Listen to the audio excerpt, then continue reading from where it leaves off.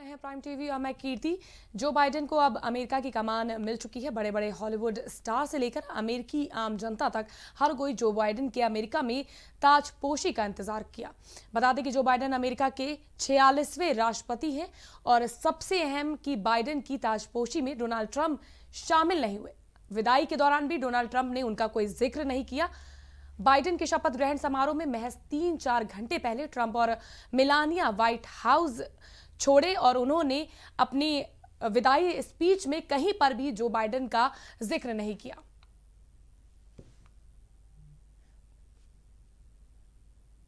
वहीं इस वक्त हमारे साथ फोन लाइन पर अमेरिका की राजनीति पर चर्चा करने के लिए हमारे साथ राजनीतिक विशेषज्ञ जुड़ चुके हैं, गिरीश त्रिपाठी। तो उनसे जानते हैं। गिरीश जी, मैं आपसे ये जानना चाहूंगी कि किस तरह की राजनीति चल रही है। एक तरफ 6 जनवरी को बवाल होता है, उसके बाद फिर जो ट्रंप का व्हाइट हाउस छोड़ देना, उसके बाद अपने विदाई समारोह में कहीं पर भी जो बाइडेन का कोई जिक्र नहीं करना और ये चीज कहनी कि मैं आने वाले समय एक अच्छे समय का इंतजार कर रहा हूं। क्या कुछ चल रहा है अमेरिका की राजनीति में? गिरीश जी, आपको मेरी आवाज मिल रही है? गिरीश जी, आपको मेरी आवाज मिल रही है?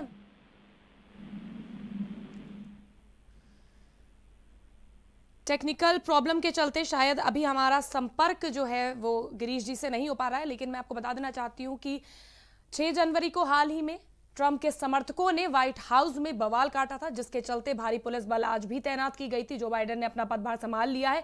वहीं उपराष्ट्रपति कमला हैरिस ने भी अपनी स्पीच में अपना शपथ ग्रहण समारोह किया। इस दौरान विदाई समारोह में ट्रंप ने विदाई देते हुए आने वाले अच्छे समय की बात करी, लेकिन उन्होंने कहीं भी अपनी स्पीच में जो बाइडेन का जिक्र नहीं किया।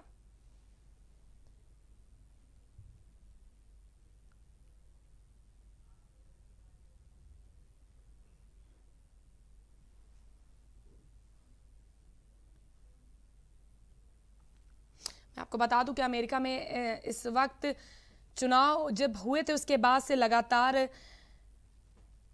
अमेरिका में आज बाइडेन का शपथ ग्रहण समारोह 25,000 सैनिक इस समारोह में तैनात किए गए थे। जिस तरह से मैं फिर इससे एक बार आपको बता देना चाहती हूँ कि 6 जनवरी को जो ट्रंप समर्थकों ने जिस तरह से व्हाइट हाउस में बवाल काटा था, उसके बाद से लगातार वहां पर जो पुलिस है वो सतर्क है। वहीं 25,000 सैनिकों को इस पूरी शपथ ग्रहण समारोह में उन्हें लगाया गया है। वहीं इस वक्त हमारे साथ एक बार फिर से राजनीतिक विश्लेषज्ञ गिरीश त्रिपाठी जुड़ चुके हैं। गिरीश जी, मैं आपसे एक बार फिर जानना चाहूंगी, जिस तरह से अमेरिका में जो राजनीतिक उठापटक मची हुई थी 6 जनवरी को, जो ट्रंप के समर्थकों द्वारा बवाल काटने से लेकर हो या आज शपथ ग्रहण समारोह तक की जो भी चीजें हुई हो, इसको लेकर आपको क्या कुछ कहना है? आपको किस तरह की राजनीति चल रही है इस वक्त अमेरिका में? हाँ, देखिए, ऐसा अमेरिकी लोकतंत्र के इतिहास में पहली बार देखने को मिल रहा है कि राजनीति अपनी जगह होती है, लेकिन अमेरिकी समाज का एक अपना अलग कैरेक्टर रहा है। वो कैरेक्टर कुछ खंडित होता सा दिख रहा है इस चुनाव के बाद, क्योंकि जिस प्रकार से डोनाल्ड ट्रंप उन्होंने जो उनका अपना व्यक्तित्व रहा है, उस व्यक्तित्व में डोमिनेंट फैक्टर बड़ा रोल अदा करता है उनके उसमें।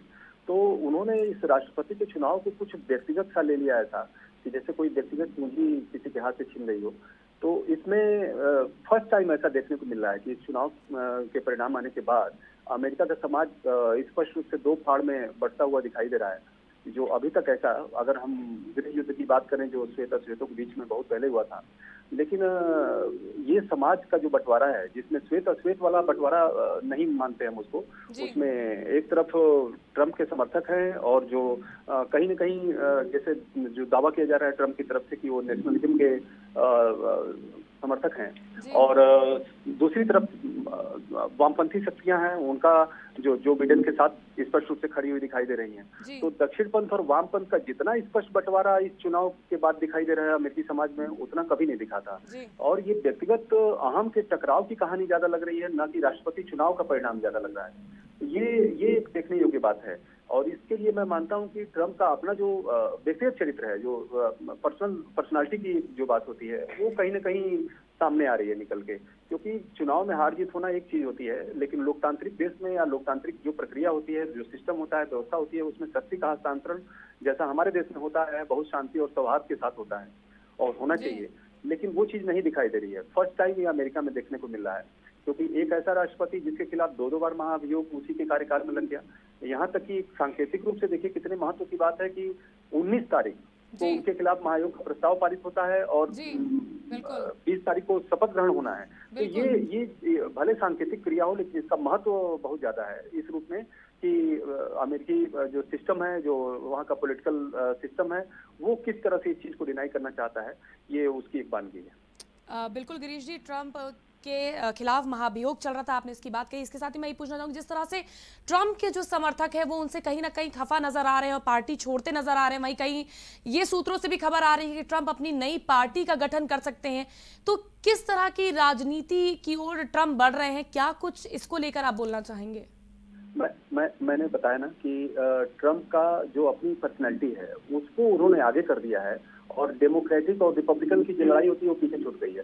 वो एक आज की डेट में एक रिपब्लिकन नेता के रूप में नहीं, बल्कि एक अलग डोनाल्ड ट्रंप के रूप में अलग दिखना चाह रहे हैं। और इसकी वजह से जो उनके डेमोक्रेट समर्थक हैं उनमें खुद बड़ी नाराजगी हो गई है। सॉरी, रिपब्लिकन जो समर्थक हैं उनके उनमें नाराजगी हुई है। और उसी नाराजगी का एक नमूना हमको महाभियोग प्रस्ताव में भी देखने को मिला, जब खुद 10 सांसद जो रिपब्लिकन पार्टी के थे उन्होंने महाभियोग का समर्थन कर दिया इनके विरोध में। तो ये चीज है। उसके पीछे मैं ये देखता हूँ कि चूंकि एक लॉबिंग जो दिख रही है साफ साफ अमेरिका में, तो वो लॉबिंग का परिणाम अब दिखने लगा है। डोनाल्ड ट्रंप एक इंडस्ट्रियल लॉबी के रूप में एक आपने शायद आपको जानकारी हो, एक बहुत एंटरटेनमेंट के जरिए मतलब नजरिए से देखा जाता है WWE, उनका एक अपना एक बहुत बड़ा बिजनेस रहा है इनका। तो डोनाल्ड ट्रंप किसी भी रूप में, जैसे एक पहलवान होता है वो किसी भी रूप में हारना नहीं होता है, हारना नहीं चाहता है, तो वो कहीं WWE के पहलवान के रूप में अमेरिकी राष्ट्रपति के चुनाव के मैदान को वो देख रहे हैं, अखाड़े के रूप में देख रहे हैं। तो ये थोड़ा सा सही नहीं है। ये अलग बात है कि जो अमेरिकी मीडिया है वो कभी भी डोनाल्ड ट्रंप के साथ खड़ी नजर नहीं आई, जहाँ पे मेरे ख्याल में वामपंथियों का थोड़ा प्रभाव ज्यादा है, तो वो मीडिया को मैनेज नहीं कर पाए। उसको उन्होंने हमेशा अपने कार्यकाल के शुरू होने के साथ ही हमेशा अपने ऊपर व्यक्तिगत उसके अटैक के रूप में लिया और उसका व्यक्तिगत रूप से ही सामना करना चाहा। ये मैं मानता हूँ डोनाल्ड ट्रंप का एक बड़ा फेल्योर था। उनको आए गए अमेरिका के राष्ट्रपति, अमेरिका के प्रेसिडेंट के रूप में इस चीज का सामना करना चाहिए था, लेकिन उन्होंने डोनाल्ड ट्रंप के रूप में सामना करना उचित समझा। जो अक्सर एक देखते हैं हम, एक पहलवान में छवि नजर आती है और ये बात निकल के आती है। तो डोनाल्ड ट्रंप अब अपनी अलग पार्टी भी बनाएंगे, इसमें कोई दो राय नहीं है, लेकिन जो अमेरिकी लोकतांत्रिक उसका इतिहास रहा है, प्रक्रिया का, या जो वहाँ की राजनीति का इतिहास है, मुझे नहीं लगता है कि जो उनकी डोमिनेंट छवि है या जो उनका नेचर है उसके साथ बहुत ट्यूनिंग लोग बना पाएंगे। हाँ, कुछ समर्थक जो उग्र राष्ट्रवादी अपने आप को मान रहे हैं या कह रहे हैं उनके समर्थक हैं, वो जरूर उनके साथ कुछ समय के लिए खड़े दिख सकते हैं। गिरीश जी, आपने बताया कि ट्रंप जिस तरह से अकेले चलने की जिस राह में उनको इतनी अटकलें आ रही हैं और किसी ना किसी वजह से कहीं ना कहीं उनकी हार की वजह भी यही रही है। जो बाइडेन पे आना चाहूंगी, जो बाइडेन को लेके आपको क्या लगता है कि क्या जो बाइडेन के वहां पर प्रेसिडेंट बनने के बाद भारतीय मूल पे कुछ असर पड़ने वाला है या भारत में इसका कोई असर दिखेगा जो बाइडेन के वहां के प्रेसिडेंट बनने के बाद?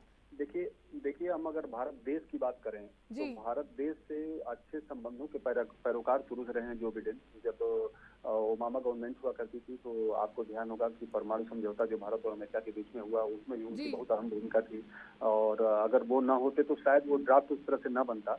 तो एज ए मतलब दो कंट्रीज के बीच में जो रिलेशंस होते हैं उसके नजरिए से अगर हम देखें तो इसमें कोई दो राय नहीं है कि जो बिडेन भारत के साथ बेहतर, और राष्ट्रपति चुनाव का परिणाम आने के बाद उन्होंने ये बात बड़े खुले तौर पे तुरंत ही बोली थी। जब उनकी मोदी जी से बात हुई उसमें भी, ऑफिशियल बातचीत में भी, और अपनी तरफ से एक स्टेटमेंट भी जारी किया था कि भारत हमारे लिए एक महत्वपूर्ण देश है, हम प्राथमिकता में रखेंगे उसको।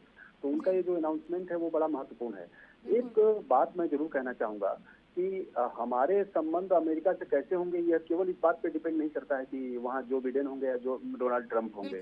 एक्चुअली यह इस बात पे भी डिपेंड करता है, अब करने लगा है, जो हमारी फॉरेन पॉलिसी है, जो हमारे देश की वर्तमान की स्थिति है, जो हमारे देश का वर्तमान राजनीतिक नेतृत्व है, वो इतना मजबूत है कि चाहे वो अमेरिका में डोनाल्ड ट्रंप आए या जो बिडेन आए, उनको भारत को नकारना उनके लिए अब असंभव सा हो गया है, उसको नकार नहीं सकते। अगर हम चाइना के उसमें परिप्रेक्ष्य में बात करें तो आप देखिए जो इंडो पैसिफिक पूरा सिनेरियो है उसमें अमेरिका का जो भी राष्ट्रपति बनता और साफ साफ जो बिडेन ने इस बात की घोषणा भी की है कि जो ऑस्ट्रेलिया, जापान और भारत का जो अपना ट्रायंगुलर वो है उसके साथ में मिलकर चीन का जो पावर प्लांट करने का जो नजरिया है उसको हम बैलेंस करने की कोशिश करेंगे। रही बात थोड़ा सा पाकिस्तान भारत की, अगर उसे हम देखेंगे तो निश्चित रूप से व्यक्तिगत तौर पे जो बिडेन का झुकाव थोड़ा बहुत पाकिस्तान की तरफ दिखाई देता रहा है और उसके कई कारण हैं। पाकिस्तान का भी सबसे बड़ा अवार्ड उनको घोषित किया गया था पाकिस्तान गवर्नमेंट संसद की तरफ से, तो वो थोड़ा बहुत लगता है, उनके बयानों से भी लगता है कि वो थोड़ा नरम रुख निश्चित रूप से रखना चाहेंगे। और उसके पीछे कारण ये है कि जो बिडेन हमेशा से इस पॉलिसी के समर्थक रहे हैं कि जो अफगानिस्तान में अमेरिकी सैनिक हैं उनकी बिल्कुल सफलतापूर्वक वापसी हो सके और उसके लिए वो पाकिस्तान की मदद लेना चाहेंगे, ऐसा उन्होंने ऑफिशियल बयान में भी कहा है। तो निश्चित रूप से डोनाल्ड ट्रंप की अपेक्षा जो बिडेन पाकिस्तान के लिए अच्छे होने जा रहे हैं, इसमें कोई शक नहीं। लेकिन इसका मतलब ये नहीं कि वो भारत के लिए बुरे हो जाएंगे, क्योंकि मैंने बताया भारत से अमेरिका का संबंध जिस तरह से ना अभी उनका समर्थन, माफ कीजिएगा मैं आपको बीच में रोक रही हूँ, जिस तरह से जो बाइडेन का समर्थन थोड़ा मुस्लिमों की तरफ या एक धर्म विशेष जाति, मैं नहीं नाम लेना चाहूंगी, माफ कीजिएगा, लेकिन एक विशेष जाति की ओर जो उनका आ रहा है रुख, उसको लेकर कुछ खराब होने के कुछ ऐसी चीजें सामने आ सकती हैं। हाँ, ये चिंता फ्रांस या कुछ यूरोपियन कंट्रीज की तरफ से भी व्यक्त की गई है। और लेकिन इसको भी हमें थोड़ा सा स्पष्ट करके देखना होगा, क्लियरली देखना होगा कि ये वही जो बिडेन है जो ओसामा बिन लादेन के खिलाफ जब कार्रवाई हुई थी तो सारी कार्यवाही का जो उसके खिलाफ जो एक्शन हुआ था, जो उसको मारा गया, वो उसका सारा ड्राफ्ट तैयार किया था एक तरह से, ये वही जो बिडेन है। तो मैं ये नहीं समझता कि वो मुस्लिम कंट्रीज या एक कम्युनिटी के रूप में हम मुसलमानों का अगर उनको समर्थन करता पाते हैं तो इसका मतलब वो इस्लामिक आतंकवाद को भी इनडायरेक्टली वो सपोर्ट करेंगे या अनदेखा करेंगे, मुझे नहीं लगता। और अमेरिका की जो फॉरेन पॉलिसी है वो इस मामले में बहुत स्पष्ट है, वो चाहे डेमोक्रेट हैं चाहे रिपब्लिकन्स हैं, वो अपनी फॉरेन पॉलिसी में एक चीज बहुत क्लियरली रखते हैं कि अमेरिका सुपर पावर है और सुपर पावर बना रहना चाहिए। जो भी, चाहे वो इस्लामिक टेररिज्म है, चाहे कोई भी और शक्ति है, चाहे चाइना है, चाहे उत्तर कोरिया है, वो अगर इसको सुपर पावर बनने में कहीं से भी बाधा पैदा करता है तो चाहे डेमोक्रेट लीडरशिप हो चाहे रिपब्लिकन लीडरशिप हो, वो उसकी आंख की किरकिरी बन जाता है। तो इस रूप में कोई बहुत बड़ा पॉलिसी में बदलाव नहीं आने जा रहा है। इसके लिए तो मैं भी आश्वस्त हूँ और मैं समझता हूँ कि कोई बहुत बड़ा बदलाव आएगा भी नहीं। लेकिन इतना जरूर तय है कि जो मुस्लिम कम्युनिटी के प्रति एक अविश्वास का भाव अमेरिका या यूरोपियन कंट्रीज में इधर डेवलप हुआ है, उसमें थोड़ा सा वो बदलाव लाने की कोशिश अपनी तरफ से करेंगे। और उसके कारण अंतर्निहित हैं कि चूंकि चाइना की दखलंदाजी जो गल्फ कंट्रीज हैं या जो इस्लामिक कंट्रीज हैं उसको थोड़ा सा बैलेंस करने के उसमें भी वो उनका झुकाव डोनाल्ड ट्रंप की अपेक्षा थोड़ा सा इस्लामिक उसमें रहेगा, पक्ष में रहेगा। गिरीश जी, अंत की ओर बढ़ते हुए लास्ट सवाल मैं आपसे ये जानना चाहूंगी कि जिस तरह से पहली बार इतिहास में व्हाइट हाउस के करीब इतना लोग इकट्ठा हो गए और इस तरह का जो बवाल काटा गया 6 जनवरी को, उसको लेकर आपको क्या लगता है कि डोनाल्ड ट्रंप के इतिहास में कहीं ना कहीं ये काले पन्नों में जिस तरह से उनके समर्थकों ने इस तरह का पूरा चीजें की वो दर्ज होगा? निश्चित रूप से देखिए, जब हम इसको एक लोकतांत्रिक देश के सत्ता हस्तांतरण की प्रक्रिया के रूप में देखते हैं तो निश्चित रूप से ये एक निराशाजनक तस्वीर प्रस्तुत करता है, इसमें कोई दो राय नहीं है। लेकिन मैंने बताया आपसे कि जितना ही डोनाल्ड ट्रंप ने चीजों को व्यक्तिगत रूप में लिया, उतना ही वहाँ की जो वामपंथी मीडिया है, एक बहुत बड़ा ग्रुप है, उसका मैं नाम नहीं लेना चाहता, या वहाँ की जो इकोनॉमिस्ट जो भी हैं, जो उनकी लॉबिंग होती है, उसमें भी दक्षिणपंथी वामपंथी का दो फाड़ हो चुका है। तो जो वहाँ का जितना वामपंथी विंग है, उन्होंने जिस तरह से व्यक्तिगत निशाना ट्रंप पे साधा, वो उसी की परिणति है कि ट्रंप भी व्यक्तिगत रूप से इन चीजों को उतना ही विरोध करते हुए नजर आया, प्रतिरोध करते नजर आया। तो कहीं ना कहीं ये लगा कि राष्ट्रपति नहीं, डोनाल्ड ट्रंप लड़ना है उनसे। तो वो चीज इसमें बिल्कुल बड़ा साफ साफ दिखाई देती है इस अमेरिकी चुनाव में।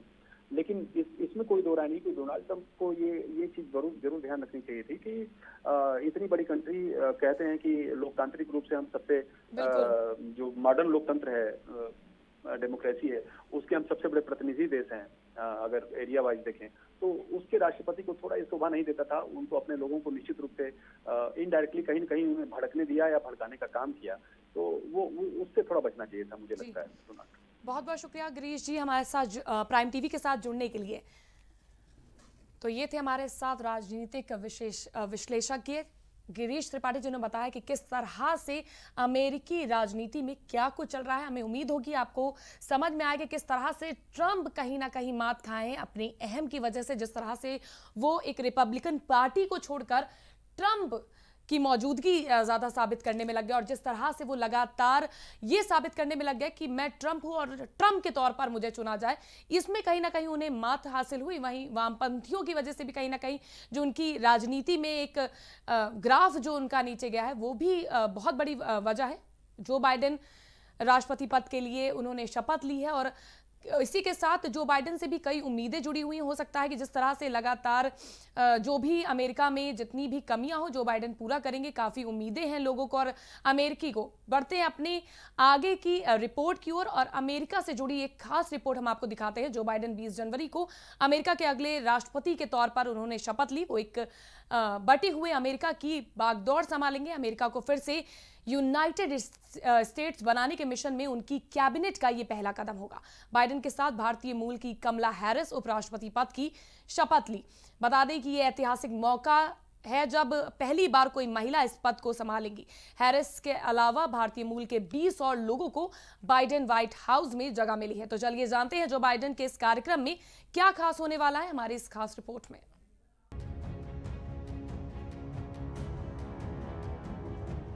बाइडेन 20 जनवरी यानी आज अमेरिका के 46वें राष्ट्रपति के रूप में शपथ ग्रहण करेंगे, और इसी दिन कमला हैरिस शपथ ग्रहण करके देश की पहली महिला उपराष्ट्रपति के रूप में कार्यभार संभालेंगी। हैरिस अमेरिका में भारतीय मूल की पहली उपराष्ट्रपति होंगी। वह ये कार्यभार संभालने वाली पहली अफ्रीकी अमेरिकी भी होंगी। ये पहली बार है जब शपथ ग्रहण समारोह से पहले किसी राष्ट्रपति के प्रशासन में इतनी अधिक संख्या में भारतीय अमेरिकियों को नामित किया गया है। बाइडेन के प्रशासन में अब भी कई पद रिक्त हैं। इस सूची में सबसे ऊपर नीरा टंडन और डॉक्टर विवेक मूर्ति हैं। बाइडेन प्रशासन में व्हाइट हाउस कार्यालय के प्रबंधन एवं बजट के निदेशक के तौर पर टंडन और अमेरिकी सर्जन जनरल के तौर पर डॉक्टर मूर्ति को नामित किया गया है। वनीता गुप्ता को विधि मंत्रालय की एसोसिएट अटॉर्नी जनरल नामित किया गया है। इसके साथ ही बाइडेन ने विदेश सेवा की पूर्व अधिकारी उजरा जया को असैन्य सुरक्षा, लोकतंत्र एवं मानवाधिकार के लिए अवर विदेश मंत्री नियुक्त किया है। इंडिया सपोरा के संस्थापक MR रंगास्वामी ने कहा कि भारतीय अमेरिका समुदाय ने लोक सेवा के लिए पिछले कई वर्षों में जो समर्पण दिखाया, उसे इस प्रशासन की शुरुआत में ही मान्यता मिल रही है।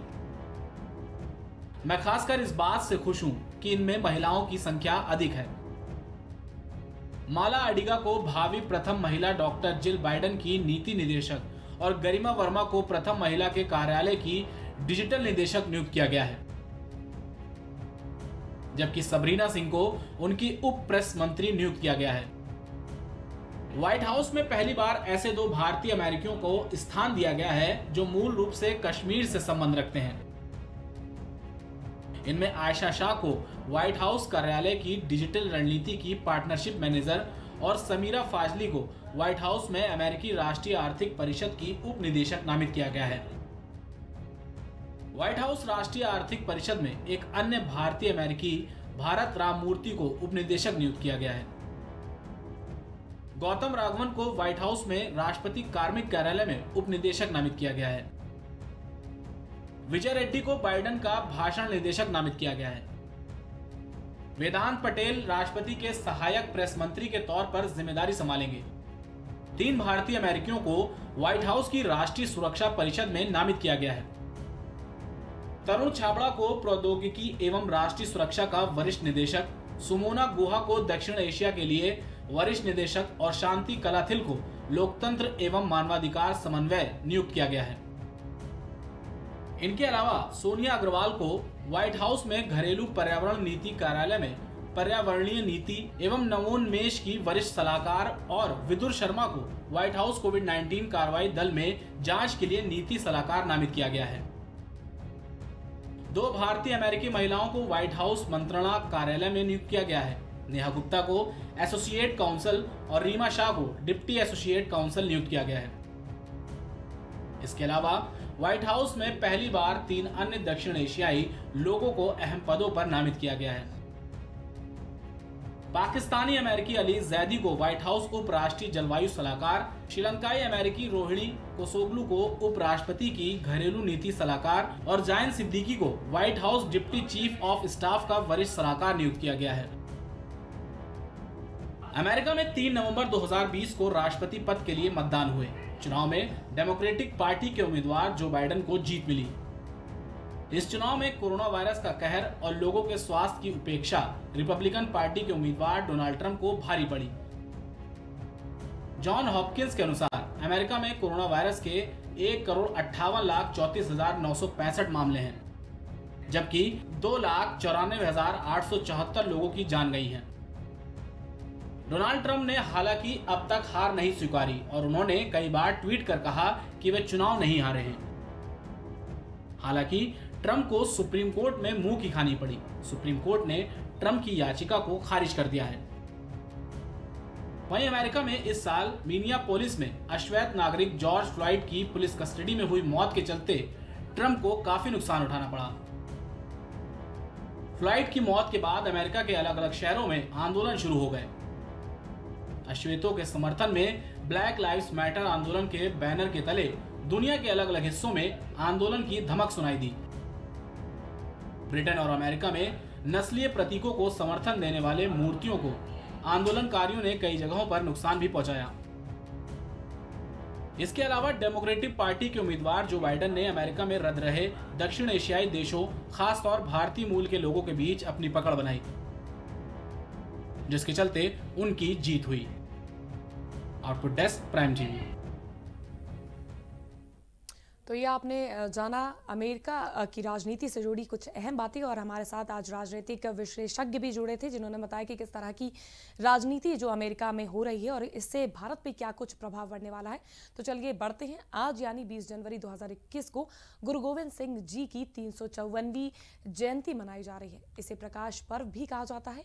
गुरु गोविंद सिंह ने ही गुरु ग्रंथ साहिब को सिखों का गुरु घोषित किया था। गुरु गोविंद सिंह सिखों के 10वें गुरु कहे जाते हैं। सिख धर्म की मान्यताओं के अनुसार उन्होंने अपना पूरा जीवन लोगों की सेवा और सच्चाई की राह के लिए समर्पित कर दिया था। गुरु गोविंद सिंह के विचार और शिक्षाएं आज भी लोगों के लिए प्रेरणा बनी हुई हैं। तो चलिए आपको बताते हैं गुरु गोविंद सिंह से जुड़ी कुछ खास बातें।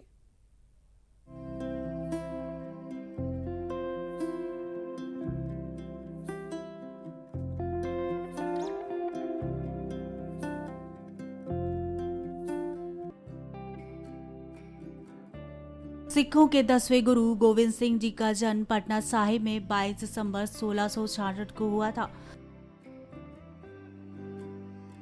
गुरु गोविंद सिंह जी के पिता का नाम गुरु तेग बहादुर और माता का नाम गुजरी था। वे उनके एकमात्र पुत्र थे। जिस वक्त गुरु साहिब का जन्म हुआ उस वक्त गुरु तेग बहादुर साहिब बंगाल व असम की यात्रा पर थे। जब पिता लौटे तो बाल गुरु गोविंद सिंह जी दौड़ते हुए उन्हें गले जा मिले। बाल गोविंद राय 6 साल की उम्र तक पटना साहिब रहे।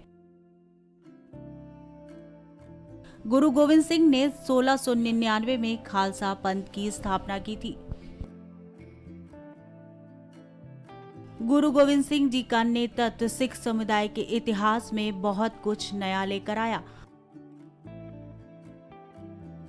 उन्होंने सन 1699 में बैसाखी के दिन खालसा की स्थापना की, जो कि सिख धर्म के विधिवत दीक्षा प्राप्त अनुयायियों का एक सामूहिक रूप है। कहते हैं कि एक दिन जब सभी लोग इकट्ठा हुए तो गुरु गोविंद सिंह ने कुछ ऐसी मांग कर दी कि वहां सन्नाटा छा गया। सभा में मौजूद लोगों से गुरु गोविंद ने उनका सिर मांग लिया। गुरु गोविंद सिंह ने कहा कि उन्हें उनका सिर चाहिए, जिसके बाद एक के बाद एक 5 लोग उठे और बोले कि सिर प्रस्तुत है। वो जैसे ही उन्हें तंबू के अंदर ले गए तो वहां से रक्त की धार बह निकली, जिसे देखकर बाकी लोगों का मन बेचैन हो उठा। अंत में जब गुरु गोविंद सिंह अकेले तंबू में गए और वापस लौटे तो लोग हैरान रह गए। 5 युवक उनके साथ थे, नए कपड़े पगड़ी पहने हुए। गुरु गोविंद सिंह उनकी परीक्षा ले रहे थे। गुरु गोविंद ने 5 युवकों को अपना पंच प्यारा बताया और ऐलान किया कि अब से हर सिख कड़ा, कृपाण, कक्षा, केश और कंघा धारण करेगा। यहीं से खालसा पंथ की स्थापना हुई। खालसा का अर्थ शुद्ध होता है।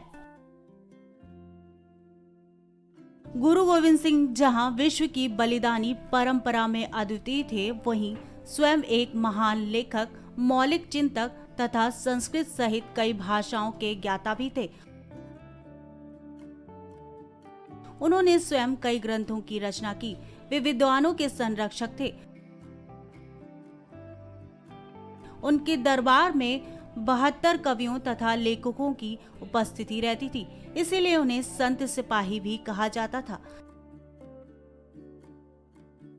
वे भक्ति तथा शक्ति के अद्वितीय संगम थे। उन्होंने सदा प्रेम, एकता, भाईचारे का संदेश दिया। किसी ने गुरु जी का अहित करने की कोशिश भी की तो उन्होंने अपनी सहनशीलता, मधुरता, सौम्यता से उसे परास्त कर दिया। गुरु जी की मान्यता थी कि मनुष्य को किसी को डराना नहीं चाहिए और न ही किसी से डरना चाहिए। वे अपनी वाणी में उपदेश देते हैं, भय काहू को देत नहीं, नहीं भय मानत आन। वे बाल्यकाल से ही सरल, सहज, भक्ति भाव वाले कर्मयोगी थे। उनकी वाणी में मधुरता, सादगी, सौजन्यता और वैराग्य की भावना कूट कूट कर भरी थी।